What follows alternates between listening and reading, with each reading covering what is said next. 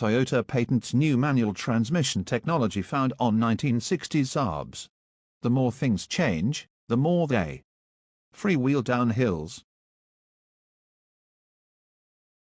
Toyota is looking into ways for us to keep our beloved manual transmissions, while still meeting the ever more stringent fuel efficiency and emissions demands of the future. That's great. The slightly puzzling thing, though, is that the automaker's newest idea isn't really all that new. Over at Roadshow, Andrew Krok discovered a new Toyota patent vaguely titled Controller for Vehicle and Control Method for Vehicle. In short, the envisioned electronic device would allow traditional manual transmission vehicles to automatically slip into neutral to coast down hills, without driver input.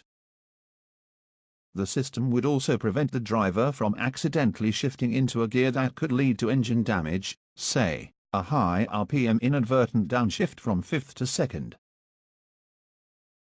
As Krok points out, the automatic neutral engagement could go a long way toward keeping manual transmissions around in future vehicles. With the car selecting neutral on its own for downhill coasting, engineers could incorporate the auto stop-start systems currently found in many automatic vehicles. It could also allow for autonomous braking systems. The car could shift itself into neutral in a panic stop, thereby not stalling out. As with most patents, the exact methods of how the system would accomplish these tasks aren't abundantly clear. And there's nothing to indicate that plans on including this technology in future production cars. Corporations frequently patent new ideas preemptively, just in case there's a use for it somewhere down the road. Our hunch is that this is just such a preemptive patent. But there's a kind of funny parallel here, and it has to do with old 1960s Saabs. Because a manual transmission that pops itself into neutral to save fuel by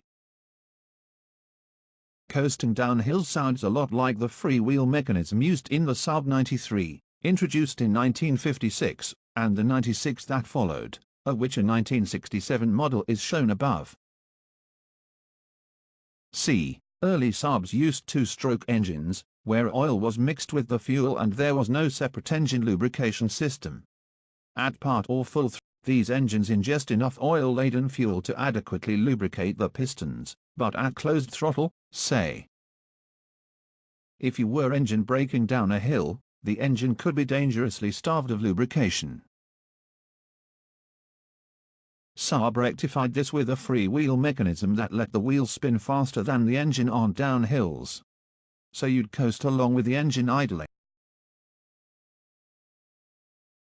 minimizing the motor's lubrication demands while still maintaining your road speed. Other cars as far back as the 1930s used similar freewheel systems,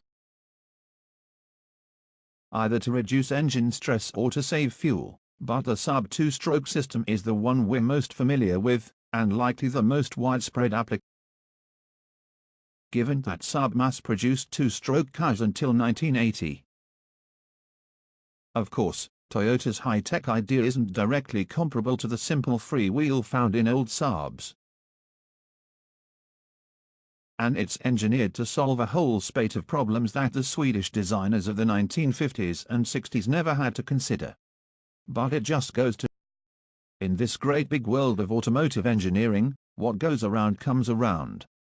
And sometimes, it comes around freewheeling.